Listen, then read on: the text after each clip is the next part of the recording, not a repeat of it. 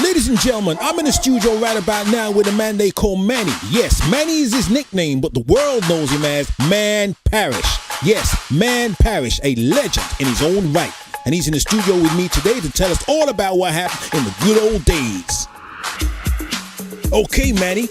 When hip-hop exploded all over the globe, we heard this phenomenal track which became hip-hop's greatest anthem. The track was called Hip Hop Bebop Don't Stop. Talk us through the initial idea that gave birth to that track. All right, so Hip Hop Bebop wasn't the street song that you guys hear as the final piece of music. Back then, and I still can't read or write music, it wasn't really meant as what you hear. It was just a kind of this piece of experimental music. I was playing with a drum machine. All that album was recorded with my 808 drum machine, my Prophetz 5 synthesizer, my Pro 1, and I had a little Oberheim sequencer, and that was it. And I couldn't synchronize tracks. There was no MIDI. There was no any kind of way of syncing everything together. We used to do that all by hand in a long, manual, tedious process. But Hip Hop Bebop was just an experimental track. I'm messing around, trying to see what I can get out of it. And we used to hang out at the Fun House in New York City. John Jellybean Benitez was the DJ, and he had a girlfriend who used to walk around with long hair and hairy armpits, and she had a T-shirt that said, "I'm Madonna." And we used to call her the Skank because she was like nasty. So we were hanging out in the DJ booths at the Fun House, and John Jellybean put a record on, and all of a sudden we heard, "Ooh, ooh, ooh, ooh," and I'm like, "What the fuck is that?" And he goes, "Oh, that's, when people are into music, they start barking." It was just starting to happen. And I'm like, "What? We got to put that on a record and bring it here and blow these guys' minds, Let's put dog barking on a record and fuck everybody up." I was with Raul Rodriguez, and he said, "Well, what song are we going to put that on?" I said, it wasn't called Hip Hop Bebop. That song that we got that's kind of like just all spacey and doesn't really have much music to it and stuff. Why don't we throw it on there? And that's exactly what happened, is we wound up putting it on that track. And that track doesn't have any kind of form to it. So there's no chorus, there's no verse, there's no really hook line. When we finally came to mixing it, we just did 100 outtakes. We would do a little piece like this with the drums and the tom-toms, this thing with the voice and a keyboard. And then we ran I think it was 3 hours. It was I can't remember how many reels of tape. It was 5 or 6 or 8 reels of tape, just doing different kinds of pieces. And then they took that, and I think they did some coke for a weekend and beer, coke and beer, and razor blades. In those days, it was razor blades, not only to cut up your coke, but it was to cut up your tape too. And they edited that together into Hip Hop Bebop. So that's how that track came about. And where is John Jellybean these days? What is he up to? I think John's got I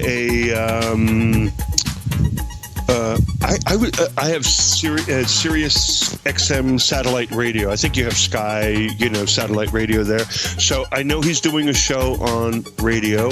I don't know if he's performing. He may be partially retired. I'm not sure.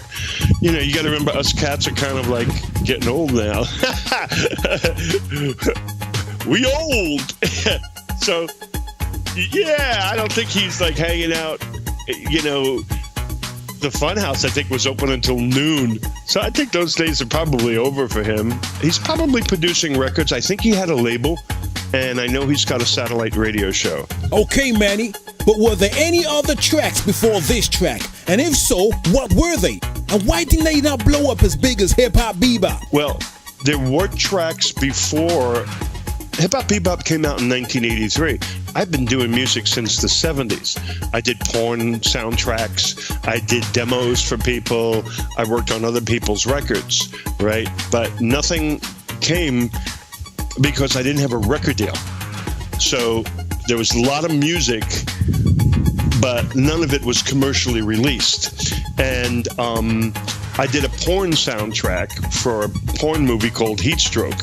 And the guy took the title song from this porn movie, burned it on an acetate and played it in a club. And then somebody said, "Oh, they're playing your song. You got to go down to this club." I'm like, "What?" He goes, yeah.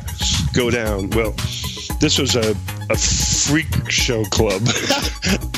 Drag queens, live sex acts, all that kind of stuff. And I walked in there and I was like, "Oh, this is fucked up," and I like it. Made my titties hard, you know, kind of. I was like, "Damn, look at this shit. Whoa." So I hung around, and all of a sudden my song comes on, and I climb up to the DJ booth, and he says, "Well, I don't take any requests." I said, "Wait a minute, I don't want a request." I said, "That's my music." He goes, "What do you mean it's your music?" I said, "Bro, that's my music." You know. He goes, "Serious?" I said, "Yeah." He goes, There's a record subscription service called a DJ remix service called Disconet, and and the guy runs it as my friend, and he wants to put this out on record. We were talking the other day. He said, "I'll bring you up there tomorrow. I got to go up." I'm like, "Really? Okay, cool." So basically, the next day I went up and. He says, "I like your song. I want to put it out on Disconet. Do you have anything else?" And I said, "Well, yeah, I've got, years of music." And he said, "Well, I'll tell you what, my boy over here, Raul." Now, this wasn't a real record label. It was a guy who was in, I can't remember if he was a lawyer or an accountant.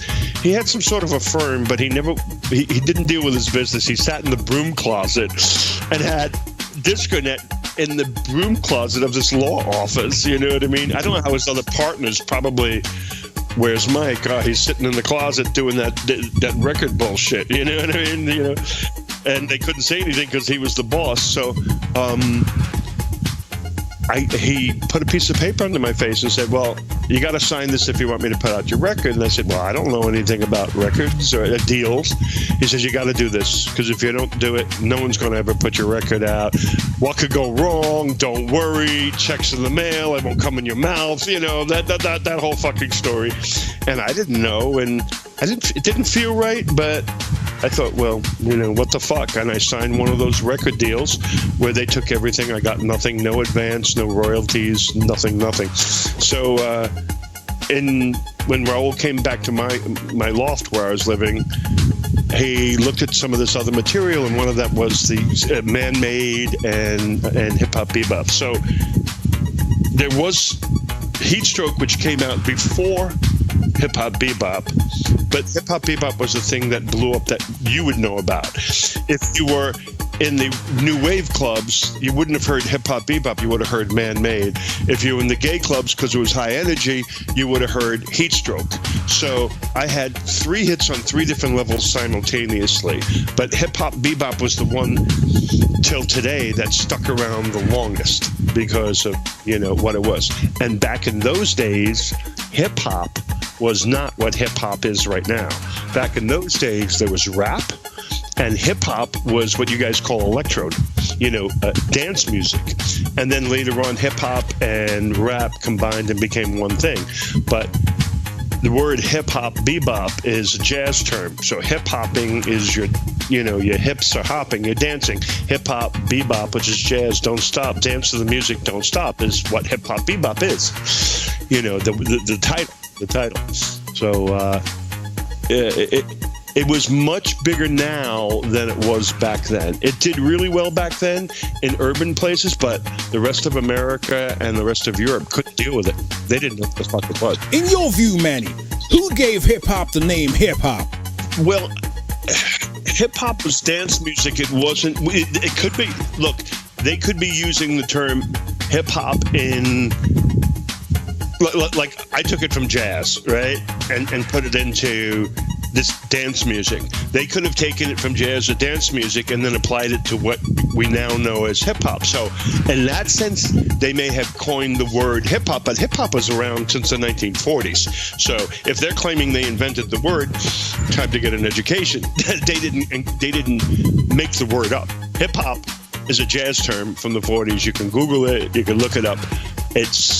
I don't have a claim on it, and they don't have a claim on it, but I may have been the first person to use hip-hop as a title and a song, which gave me credibility. They may have been the first people to use hip-hop in the terms of rap.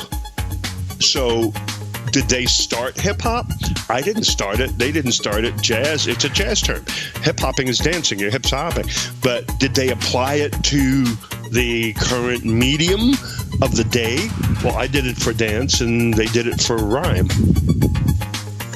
So did I invent hip-hop? Some people say I did. I mean, I didn't invent it. They didn't invent it, but I could tell you I was the first.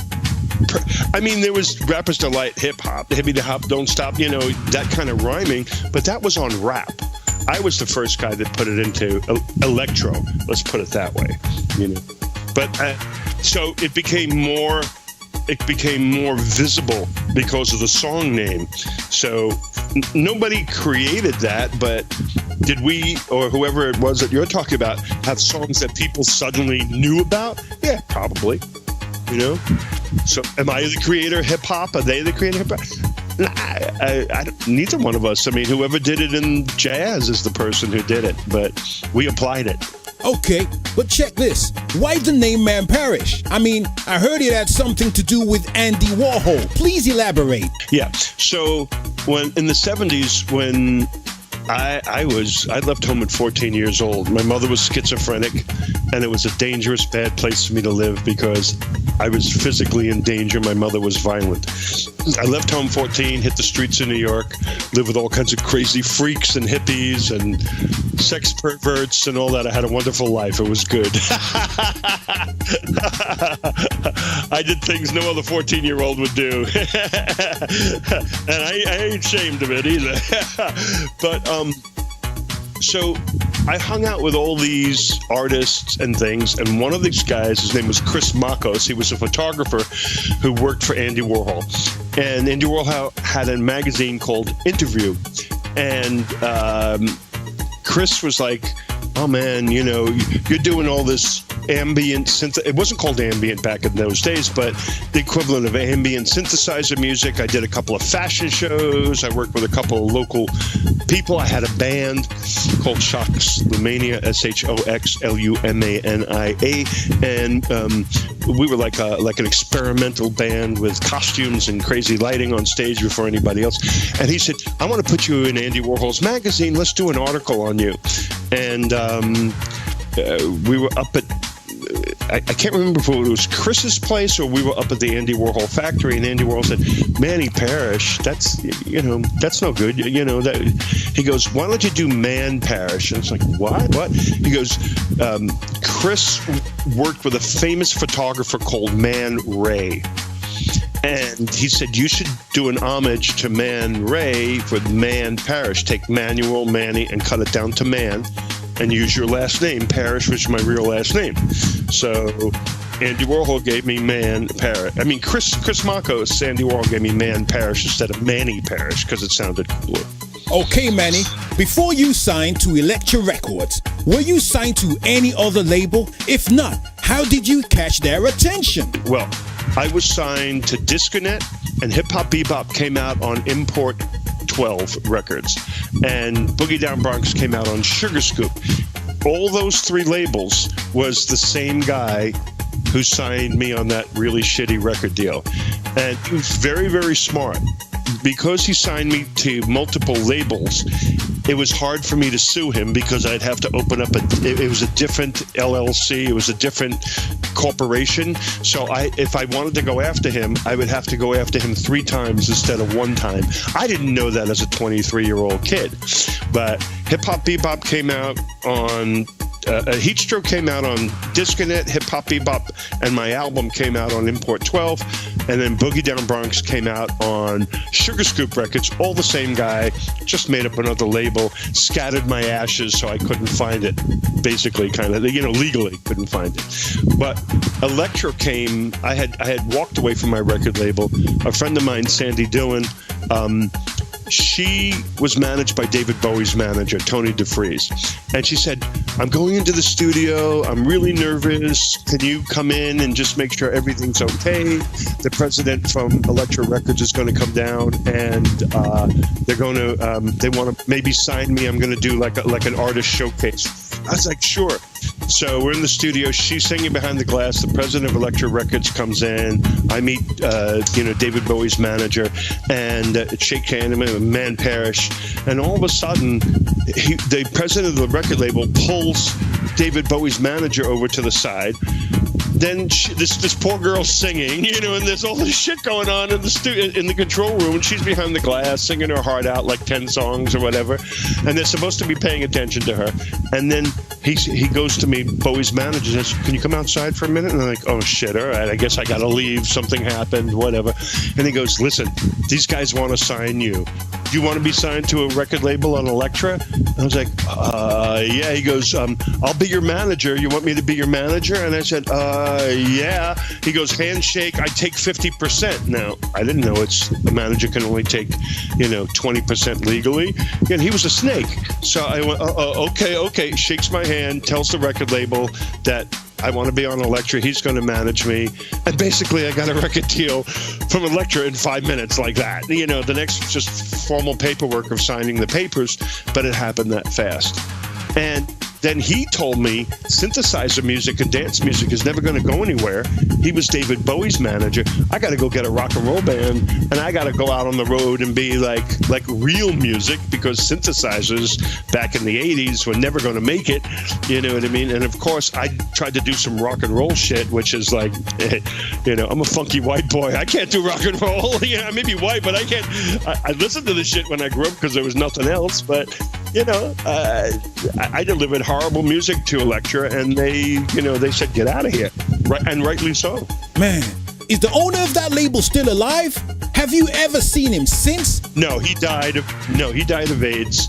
The owner of Import 12 Sugar Scoop died of AIDS a few years later. They used to take my record and put MDA and heroin and coke, depending on who they were sending it to, in as little packets of payola inside my album. So they used to slip drugs into my album and send my album off to DJs. Here, you get the album, you open it up, a packet of coke or a pack of heroin, depending on what you were into, fell out, or some weed would fall out of the label, and that's how he kind of bribed people to play it and put a little pressure on him. But he was a party guy. He went to Harvard or one of those places. For business, he was a very smart older guy, but he was also a party head. And he would he'd get rent boys and prostitutes. So that's when AIDS was just started happening. So between the drugs and all that, he's gone. And ironically, the guy that ripped me off, which is him, they called me a year later after I had nothing to do with the label, and they said, he's got dementia from HIV, and he's walking around Dallas, Texas, handing out $100 bills to people on the street. He escaped from the hospital in New York, got on a plane, and could you go and get him? I'm like, why would I go and get him? The dude fucking ripped me off. And they're like, he always talks about you and how sorry he was that he ripped you off and all that. So as a human being, I got on a plane. I went to Dallas, Texas. I brought him back to New York. He had dementia. He was crazy, and we got him into the hospital. And then I just walked away and never saw him again. David Bowie's manager, after he went. I had a huge singles advance, $125,000 to do a single. I mean, that was like unheard of, right? But I'm David Bowie's manager is going to shape me into the next biggest thing. He basically didn't care about me. He paid his rent. He flew first class. He had limousines and dinners, which was his lifestyle. He needed me to fund his lifestyle. So after Elektra was over, that was it. He didn't know me anymore. What about David Bowie's manager? What about him? I think he's living in South Africa with his girlfriend, trying to pay the rent somewhere. So fuck him and no. How's that for an answer? Did you see him again? Fuck him, no. So you remember DC LaRue from Studio 54? DC LaRue, I know the name, but you don't know my Studio 54 history. I used to go every weekend. I performed twice at Studio 54. Now, you couldn't perform unless they invited you. So the first time I performed was for Hip Hop Bebop when I had that show. I came down from the ceiling at Studio 54. It was the 10th anniversary for a high-end clothing store, Fiorucci, an Italian clothing store. That night in the audience was Andy Warhol, Liza Minnelli, Halston, the designer, Farrah Fawcett, Lee Majors, Brooke Shields, Henry Kissinger, and Michael Jackson. They all came Studio 54 that night because it was Fiorucci's 10th anniversary, and I was doing a show. And my opening act was a girl that was unknown. She had her first single out. My opening act was a girl called Madonna.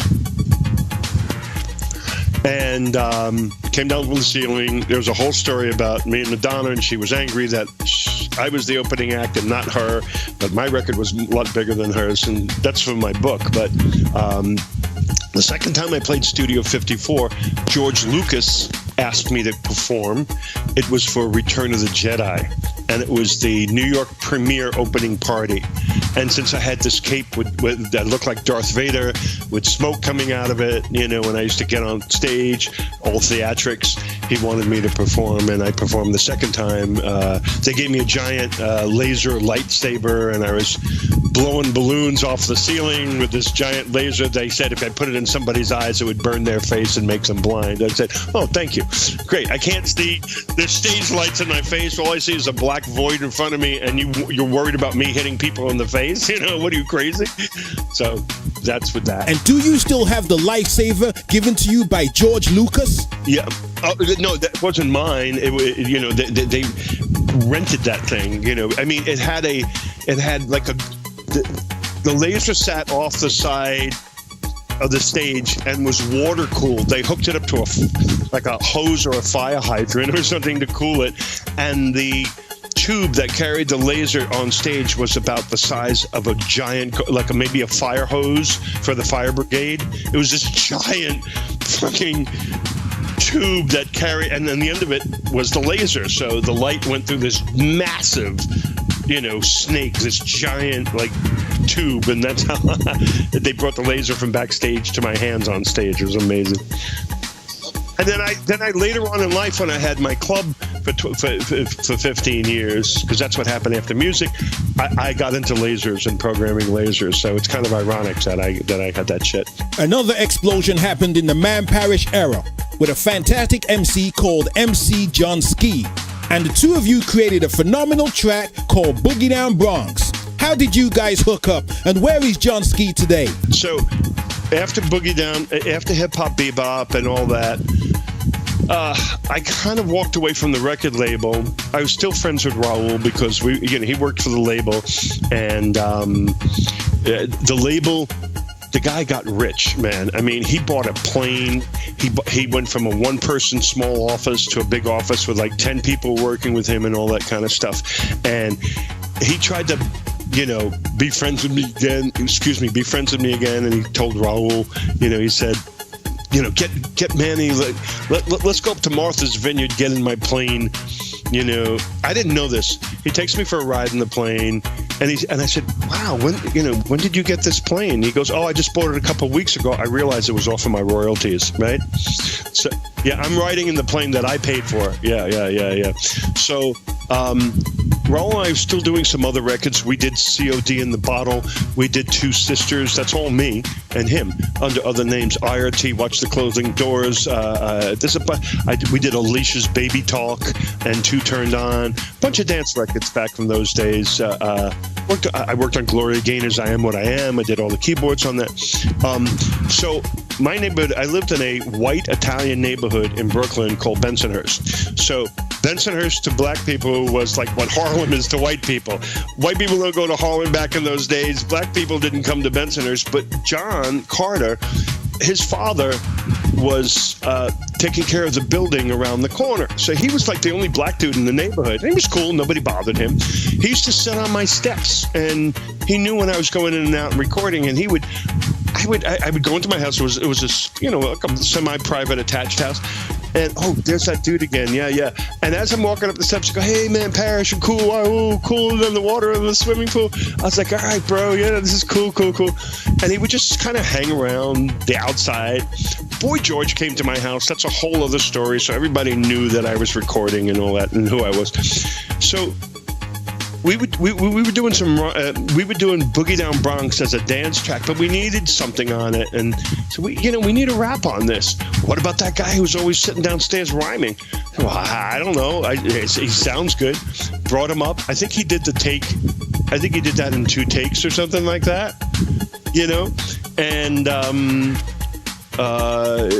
that was Boogie Down Bronx. He wrote this pretty much. I think I don't know if he wrote it on the spot. I can't remember how much time went by. If we said write something and he came back a few days later, or we did it on the spot. It was so long ago and it happened so fast.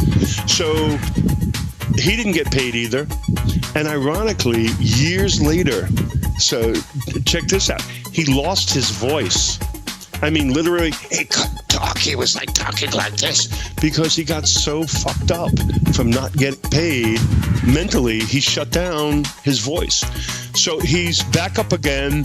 He's doing stuff. He's changed his name. He's got one of those like, he's got like a Muslim name, which I don't know what it is. And, if you go to Red Bull has a two interviews with me, 2-hour-long interviews, and they also did a little mini movie about me and the 808, and John Carter Johnsky is there. You can Google it. So he's around today. He's got some kids. He's still doing some music, and he's living in Brooklyn and doing good. Well, Manny, I must say, you did something on the track which was kind of weird, and that was on Boogie Down Bronx with MC John Ski. You had the voice synth follow his entire vocals throughout the whole track. What gave you that idea? Well, I'm not a singer, so Man-Made, Heat Stroke, Together Again, songs where I had a voice. I can't sing. I mean, I could kind of sing, but, I can't sing. So I thought it would be a great idea. Well, why don't I kind of electrify this? Planet Rock tried to do vocoder with Rock, Planet Rock, but that wasn't a vocoder. That was a delay unit set on feedback, and it sort of sounded like a vocoder, like Kraftwerk, but I had a vocoder. And I said, why don't I just take John Carter's vocal and process it through the vocoder, mix it up underneath, and let's do Kraftwerk rap. Let's bring some electro. We didn't call it electro. That happened later in the 90s. But, let's bring that electro aspect to it. There was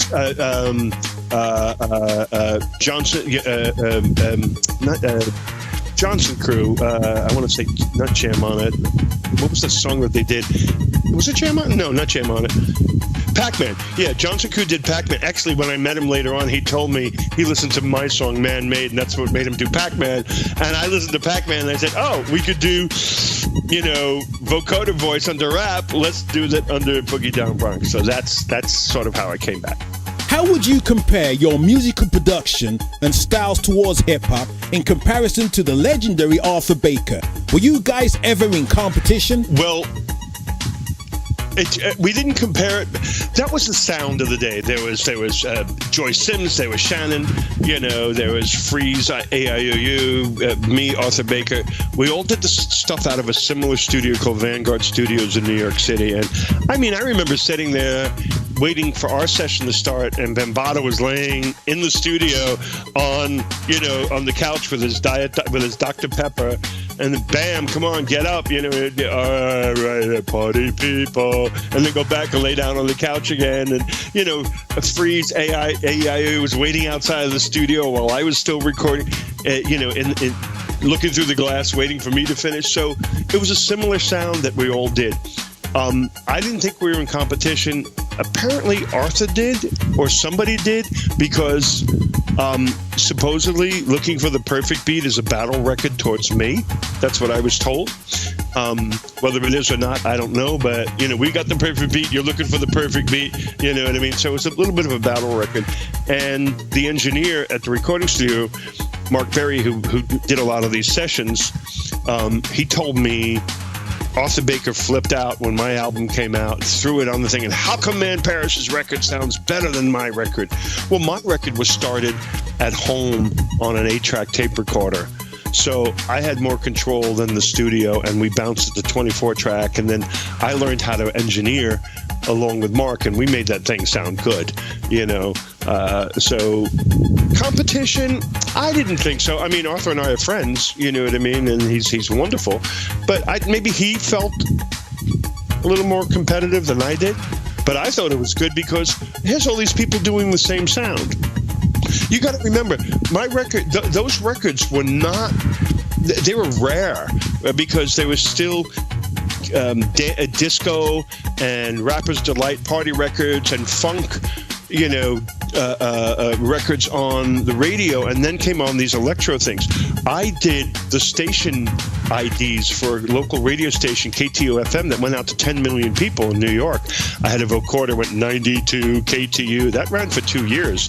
I was the KTU robot. So anything that I brought to the radio station, they put it down and they put it into rotation and went out over to 10 million people. So I helped them while they helped me. We created this street sound.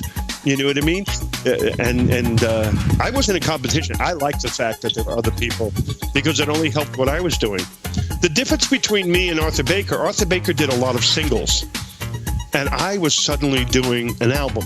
So here I was, an electro guy, and in those days when you did an album, you were considered more real than somebody who did a single. Today it's not like that, but back in those days, I was a real artist because I had an album, Did you ever hear of a bunch of guys called Joe's Animal and Days? They did a track called Clear, Cybertron, and they also did another track under the name of X-Ray Vision called Video Control. So it's Jose Animal Diaz. They had a song with the program radio station Carlos de Jesus Salsa Smurf. I remember that record. Jose Animal Diaz was a DJ at the Funhouse that also DJ'd along with Jelly Bean Benitez, and Jose we were friends, not good friends like call you up, let's go have a pint of beer, but he was just definitely somebody around. And a lot of what he did, he was a DJ, and the manager, the programmer at the radio station got together. They loved what I did. I used to do a lot of stuff for the radio station, a lot of live shows that were sponsored by the radio station. They decided to kind of do records. So that's how I know him, because he was doing similar records, and every time I did shows, he was there. So I know Animal Diaz. I don't know that song, but Salsa Smurf was the one that they played a lot of in New York. Man, High Noon, the Two Sisters, another slamming floor killer. How did you manage to work with these two girls, and what are they doing today? So after my record deal and I didn't get paid, Raul and I did a lot of records because I couldn't pay my rent. You got to understand, my record was being blasted out from cars rolling by. I would go to a club at night, and they were playing 2 or 3 of my songs. You walk by a bodega or some sort of a pizza shop, and on the radio, my music's blasted out all over the place. But I was penniless. I went on welfare. I went on public assistance and food stamps. I was that poor, but yet I'm selling millions of records, right? And the guy's buying a plane and a Porsche and all that shit. So we had to do other records. So Raul and I hung around so much that this bitchy queen said, the two of you are like two sisters. You're always hanging around with each other. And I said, you know what? That's a great name. Let's do a group, Two Sisters.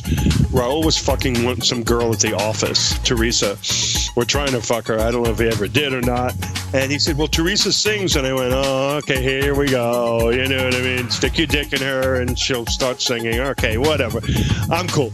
So we did High Noon, and Teresa and some other girl that she knew put down the vocals, and they became Two Sisters. I'm not sure what Teresa's doing now, but Raul's dick got us the girls. Thank God for his boner. And we used to knock out those songs literally like Vanguard Studios was a jazz studio, and then we get in there from midnight to noon for like $50 because the studio was empty. And then, oh yeah, all right, $50, no problem. Here's the keys. We would take a record from scratch and by 3 o'clock in the morning, it was recorded, and by 5 o'clock or 6 o'clock in the morning, the vocals were on it, and by noon, it was mixed down to tape, and we were out the door. Another one of my favorite tracks, man, was Man Made. It was also the name of your studio. Till this day, I cannot understand why it was a B-side to Heatstroke. Please, can you tell us why? Man-Made was my love of Kraftwerk. I wanted to be Kraftwerk. And it wasn't until the 808 drum machine came out that I realized I didn't have to be in a band, and I had a drum machine that I could program instead of... You got to remember, this is all before computers and MIDI and synchronization things and all that kind of stuff. So to be able to take a drum machine and sync it with a bass line was a big deal. And the 808 had a little pulse that came out of it, and I was ready to plug that pulse into my synthesizer and run a sequencer, you know. So Man-Made was my Kraftwerk track, right? So the guy from Disconet put out Heatstroke. He didn't get Man-Made. You know, he didn't know what it was, but it was done. So it became a B-side to Heatstroke, and that's what you see are those old pressings, you know. But because Heatstroke was played in the gay clubs, and a lot of the gay DJs also played new wave clubs, they flipped the record over and played Man-Made, and it became really big in the new wave clubs of those days. So, you know, personally, it's one of my favorite songs on my first album. But it did better in the white clubs than in the urban clubs. Okay, Manny, could you tell us a little bit about your studio gear and talk us through your studio techniques? Okay, so back in the old days, after I lost my mother, when I played Studio 54, my mother died, and I went from the cemetery to Studio 54 sound check, and then played there that night. I mean, and then a few days later, I lost my Electra deal and everything.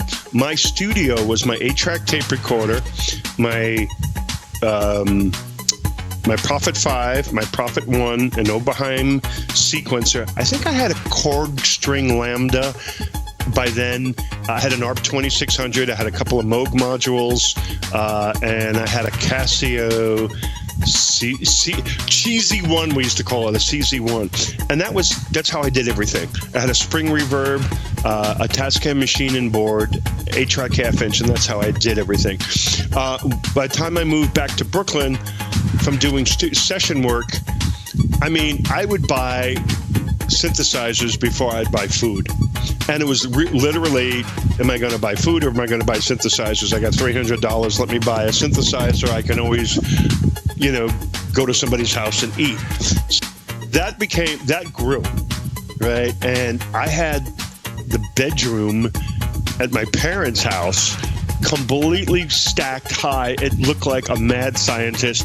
I mean, there were 5 or 6 synthesizers stacked on top of each other around the room in a U shape. When you go back to those old school videos on YouTube and you see those old school cats and they have like piles and layers of synthesizers and boxes, that's what my setup looked like. And everybody came to Brooklyn to record to me. I was the dude in New York City with a sampler and a drum machine. I mean, I had Boy George came to my house, Village People came to my house, Man to Man came to my house, because I was the guy that could get shit recorded for $50. You know what I mean? And nobody had money. You know what I mean? You could come there and do it. So that was a big MIDI setup and a Mac Plus computer back in the 512K Mac Plus computer running opcode sequencer, and it was unreliable and it was fucked up and funky. You know, you would set a synthesizer up and I'd go pee and come back and the whole thing was out of tune because the oscillators warmed up and it was analog, and people going, "Oh man, don't you love analog? Isn't it great?" And I'm like, it was a fucking nightmare. It was honestly a fucking nightmare. You know, the oscillators would go out of tune. One synthesizer you couldn't MIDI to another. Things would drift. It was a pain in the fucking ass. And you got that bass sound. And those days, a lot of synthesizers didn't have presets, so you couldn't save that sound to do it again. And so I had a book, a loose leaf book that had a drawing of the front of the synthesizer, and I would take a pencil and try to make like a little image. You know, you didn't have a cell phone to take a picture, so I'd try to, on on this Xerox piece of paper with all these knobs. I'd put a little notch. Oh, this knob is set at number 5. This knob is set at number 10. You could never create the sound a second time. So I'll tell you something that you would appreciate being from back then. There was no MIDI, there was no way to sync. So when I lay down multiple tracks of sequencers, my 808 drum machine was my master clock, and it had little pulses out of the back, and I would take the rim shot and write a dum da da dum da da dum dum dum, and then I could program single notes into my Pro 1, da da da da, ba ba ba ba ba, and by hitting, I would take the output trigger of the drum machine, feed it into the sequencer, and they would sync. So we would lay down the bass line and the drum machine simultaneously because that was locked. Then when he had to do additional tracks, I have to lay those in by hand. So I would set up another pattern, rewind the tape, go to track 3 if the drums were on 1 and the bass line was on 2, track 3, and we'd have to hit record, and I would try to start the drum machine exactly on bar 1, beat 1, and you probably get about 10, 12, 15, 16 bars in. It would run out of sync. We'd have to pull the tape back a few bars, punch it back in again, and we built up layers and layers of tracks like this. So I became known as a guy who could start that drum machine and do multiple layers of sequencers before MIDI and all that stuff. You see, you had to, in those days, there wasn't the technology, so you had to develop these skills to get stuff going. I was the first person to have an emulator in New York, the very first sampling emulator. It was, God, a fucking thing weighed 50, 60 pounds, and it was made out of steel. It had the 3.5-inch floppy disk, and you got 2 seconds at 8K, 8-bit sampling. You know, I think the highest was like 10K frequency or 8K frequency or something like that. It was horrible and massive, you know. So when sampling came in, you could then loop something and hold a key down, and if you were lucky, you got your loop right, and if not, you had to record the whole thing again. There was no way to edit it. So you know. Yeah, you know. Okay, Manny, for all the great music you've done, why is it that Man Parrish was not as visually successful as the artist you worked around or with during that era? We understand that you were sort of ripped off by the record labels, but you must have been mad as hell seeing the success of all those people around you and the music that you made. What advice would you give musicians today about the music industry? After I got ripped off a second time, I tell people it's worse having something and losing it than it is never getting it, because you're a young kid, you have a record, it's all over the place. Hey, that's me. I'd stand in a club and nobody knew who I was, and maybe 6 or 8 songs that night over a period of 4 hours. They'd play hip hop bebop, they'd play Boogie Down Bronx. If the club was cool enough, they'd play Heat Stroke or Man Made. Maybe they'd play a Two Sisters record, IRT, Rama, and here I am. I barely had enough money to go in. I don't have enough money to buy a drink. It breaks your heart. It really fucks with you, you know? So I walked away from music because I couldn't take it. And if you ever want to know, hey, where are they now? What happened? That's because of that. You know, probably somebody got ripped off. I managed the Village people for 6 years. At the height of their career, they only got paid $1,000 and they're playing stadiums. You know what I mean? And they were told, you're putting on an outfit. You're an actor and you're being hired by the week to play this role. And if you don't like it, we can get somebody else to put on that outfit, that costume, and go out on that stage. So, but I didn't. There was a time when I didn't do music at all, but after hip hop, bebop, Boogie Down Bronx, I was still producing records and still writing records because music's my thing. But I was doing it under other names like Two Sisters and all that. After that happened, I got on the road with Village People for 6 years and traveled the world, which was amazing. I mean, I got to see the world for free, flew the Concorde, and things I could never possibly do. So I went on tour, not with myself, but with them. So it was a safe way of doing it. After that, around 2000, I had a Sunday party at a club called The Cock in New York. And my party was called Sperm. And this party was off the fucking chain. We had performance artists, live sex shows, freaks, perverts, the trannies. It was the craziest fucking thing. I mean, we had Britney Spears and Christina Aguilera and Pink, and I mean, we had celebrities in there. The place legally held 80 people, and we would put 400 people in there every Sunday night. I mean, it was a fire trap. It was dangerous. I DJ'd, and we decorated the club. We would spend 8 hours. I'd get there at 6 in the morning until 3 or 4 in the afternoon and completely transform the place. We would wrap it in plastic. We would go out and buy, 100 yards of sparkle fabric and tape it up all the place. I brought in lights every weekend. I brought in lasers and custom programmed them. I'd have artists standing there, girls in their underwear, guys in their underwear, painting live, things. I would have crazy sex shows on the bar. It was off the chain. So I still did music, but it was a safe place and something that I can control. So my suggestion for people, the music industry has drastically changed, as we know, and music has become a commodity now, and I'll explain that really fast. Record labels are not as interested anymore in artists. They're interested in building up catalogs. And when one record label has 10,000 songs, a bigger label comes in and buys their 10,000 records to put to the bigger label's million records.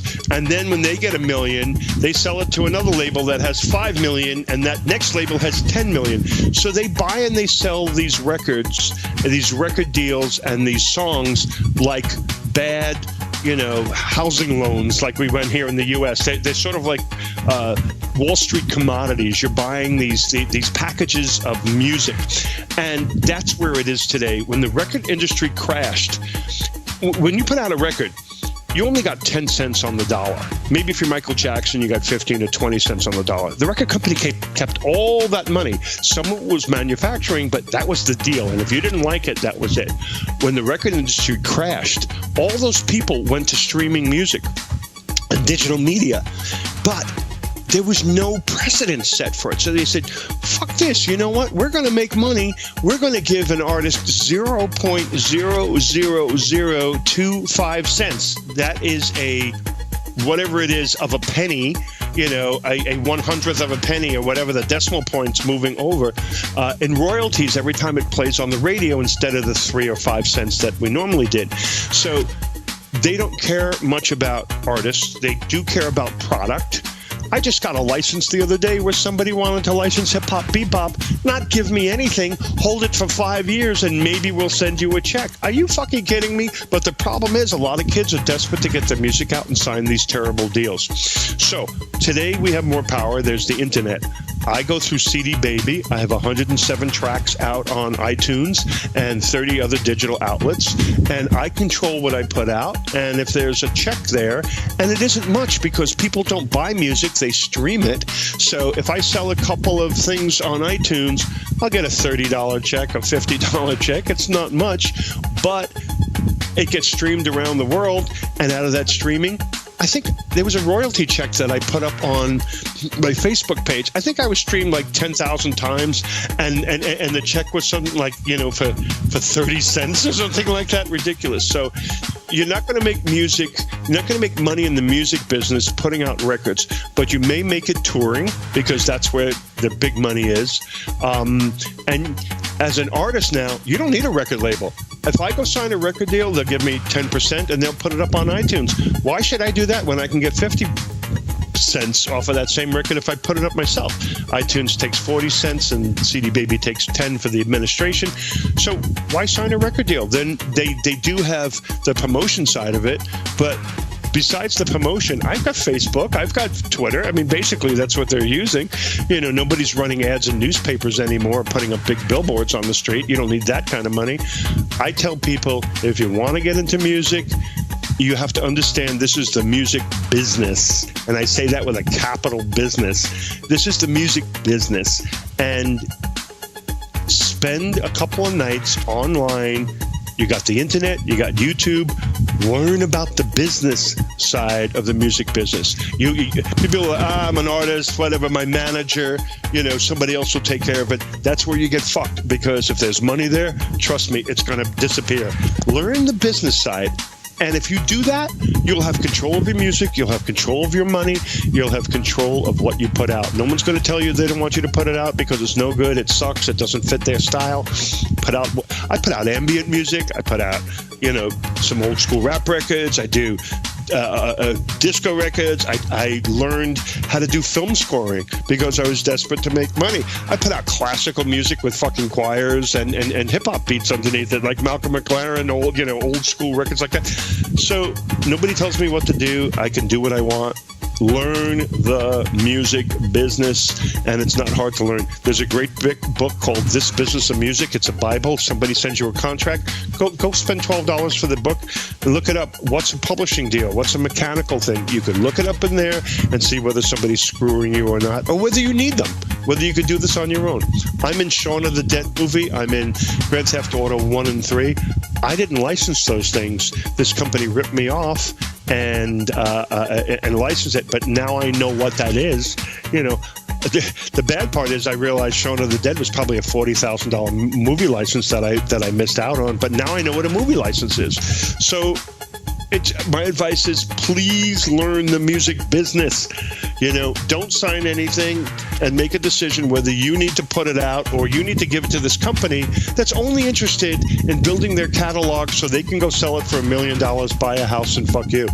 You know what I mean? These guys that are in the music business are not musicians like they used to be. They're basically businessmen trying to build up their corporation and sell it.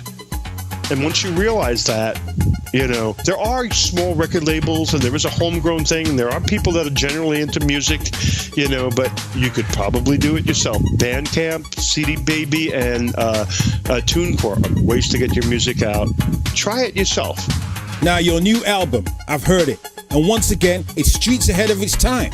Please, can you talk us through some of the ideas behind some of the tracks on that album? The album Star has a bunch of people that I collaborated with that themselves are kind of stars, and I say with quote unquote. It's Steve Strange who did, if you're English, the Romantic Movement, Visage, the group he was in from the 80s. There's Steve Bronski B. There's Klaus Nomi. There's Paul Parker. People from the 80s. So I decided, why don't I do this retro album? I did Do You Want to Funk with this guy, Hard Ton. He's this big, heavy guy with a beard that dresses in drag and sings like Sylvester. And I'm like, I grew up with Andy Warhol, so I love freaks. You know what I mean? I said, let's get this guy. And I approached him and I said, do you want to sing Do You Want to Funk? I said, I have Patrick Cowley. I was supposed to do Sylvester's music, by the way, and I was also supposed to do Divine's music. When Patrick Cowley died, the record label came up to me and said, hey, this guy who just to Do You Want to Funk and Mighty Real is gone, and would you do Sylvester's music? And I said, yeah, of course I would, but Sylvester didn't want to do synthesizer music. He wanted to do R&B and turned it down. But I have Paul Parker was also on the label, but to do music with him, and he gave me Patrick Cowley's synthesizer. So I did Do You Want to Funk on my album with Patrick Cowley's synthesizer. I have Giorgio Moroder's MC8 micro composer, which he did I Feel Love. I dusted it off and I used it on one of the tracks. It's a sequencer, So I used some old school analog gear that I had and also virtual representations to make this album sound old, but it's new. You know what I mean? So I'm using, modern technology to make it sound like it's old school. I understand that you're a fan of Logic. Can you tell us why you don't use the likes of Cubase, Sonar, Pro Tools, or any other? I used to use opcode sequencer in the early 80s. I went over to Cubase because one of the guys at the music store, Sam Ash in Brooklyn, went to work for Steinberg USA, and they gave me a free copy because Parrish is using Cubase. I did that for a while. Then someone said, you got to try Logic. It was eMagic from Germany. It used to crash. It was a mess. Apple bought it. and I'm an Apple household. I've got everything Apple, computers and iPads and everything. So Logic was a proper progression. So I moved over to Logic, and I have. I have 5 terabytes of samples. I have another 3 terabytes of plugins. I mean, you name it, I basically have it. I record, I mix, and now I master. That album that you hear is me from soup to... I played everything, I recorded it, I mixed it, I arranged it, and then I mastered it. So that's my setup, and that's what I do. And last but not least, Manny, what do you think of hip-hop today and rap today and the whole industry? What's your take or thoughts on what's happening today with hip-hop music? It's solid. It's here. It's not going anywhere. Some of it is just, bullshit. And I'm not trying to offend anybody, but just like in any other dance music, just like in rock and roll, just like in jazz, classical music, you have the really good stuff, and then you just have the shit, right? So, what do I think of it? There's some really good shit out there. Who I don't know, because I don't listen to it like I used to, because I'm in a different, I'm in a whole different headspace right now. But there's good stuff out there, and there's crap, right? Just like anything else. Just anything else. Mr. Man Parrish, I'd like to thank you for giving me this opportunity to speak to you about your fantastic tracks, your history, and your entire music. Absolutely. Thank you so much. And don't y'all forget, the new Man Parrish album has just come out. So Google Man Parrish, go to your iTunes, go to your Amazon, and get that new album by the legendary Man Parrish. Peace.